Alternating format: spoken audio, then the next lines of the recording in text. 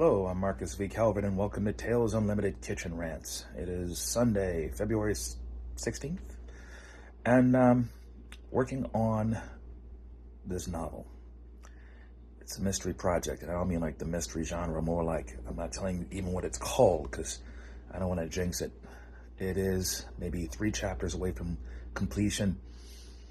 I want to celebrate, even though I think I'm coming down with a cold. I want to have fun and da-da-da-da-da, but no, I'm just basking in it for a bit. And I'm sorry, I should have podcasted more, should be dropping stories, I should be following my own, but this was like gator wrestling. This was like hunting velociraptors in Yellowstone. You know what I mean? This is one project that requires a fanatical eye for detail.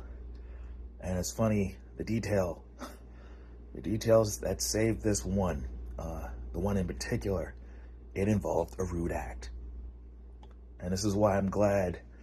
And I'm not going to tell you what it's about. I'm not going to tell you what happened. I'm not going to tell you what broke through. I would be giving away plot. But let's just say once I figured out the detail, it was like watching Plinko, or you chopped and chopped and chopped at that tree, and you just hit it that one time, and the tree is falling right the way you want it to fall. Boom. And whew, you know it's about done.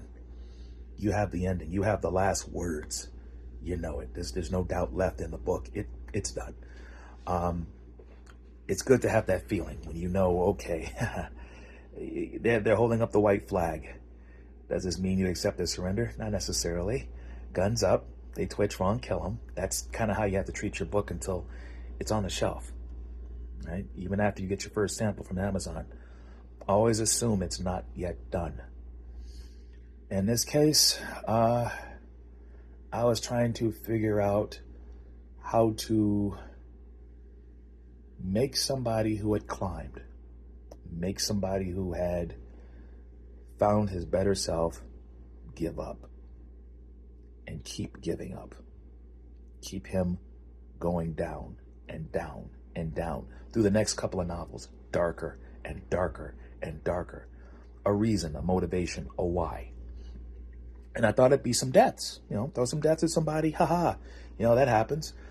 And like in any textbook, outline story, he bounces out of it, or maybe someone slaps him out of it. Maybe there's some fight and he'll bounce back. Well, I was thinking about bouncing him back. I was thinking about letting him go dark. I couldn't tell, but I want him to go dark. I want him to fall. And then, if I was going to outline this, I would have outlined it. And I've done versions of this where, okay, yeah, he ends up like this, like that, but the ending never satisfied me because I want him to go dark. I want to show the reader what happens if this cat goes dark. And so, with just that inclination in mind, I was going through it again, and last night, wee hours of course, it hit me. He did something rude. Rude to a friend. Made good money off of this act of rudeness.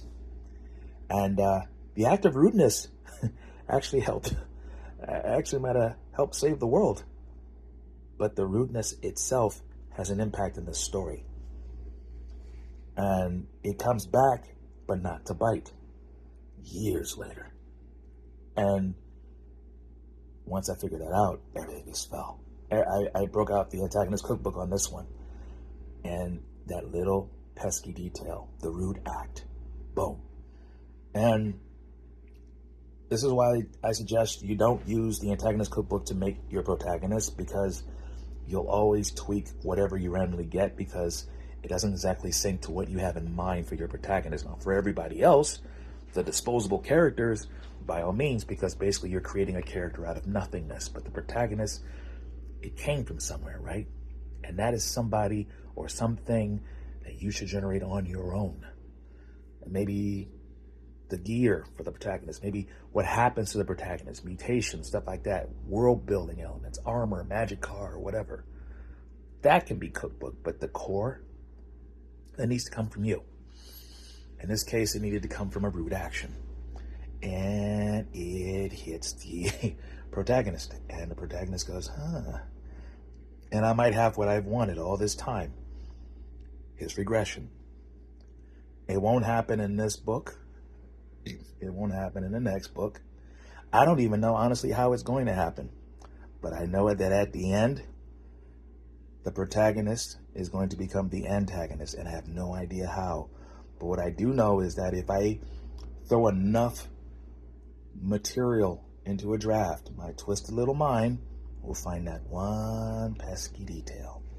It's weird. It's not so much that I was trying to write a story this time around. I was trying to achieve an objective, a rational collapse of someone's redemption. I wanted it to just be the most fragile thing you've ever seen. Like, it looks so good. It looks so strong. And, damn it. Oh, you are evil. I mean, the stuff that happens to this guy and the way he reacts to it, you realize, that's who you really are. Let me inch away from you. So in that case, mission accomplished. 3 more chapters. Then I gotta polish, scrape, get it off there. It'll probably take me all year. It'll be a pain in the ass. And I'll have plot holes galore. I'll have things to fix. Cover art, getting it out there, but fine, totally worth it. I think she's done. I think this one's done. All right. I'm Marcus V. Calvert. This is Tales Unlimited. Please check out talesunlimited.net. That's where my books are. New school Twilight Zone style short stories, novels that are dark, violent, and funny. How-to guides for creating characters, like the antagonist cookbook system, basically. Good for creators, medieval GMs. And then the battery system, basically how to write a novel in a very roundabout, lucrative way that erases all doubt as to whether or not you're ready to even write the novel. And along the way, you can make money off your homework. All right, I need to get back to it. Take care. Till next time.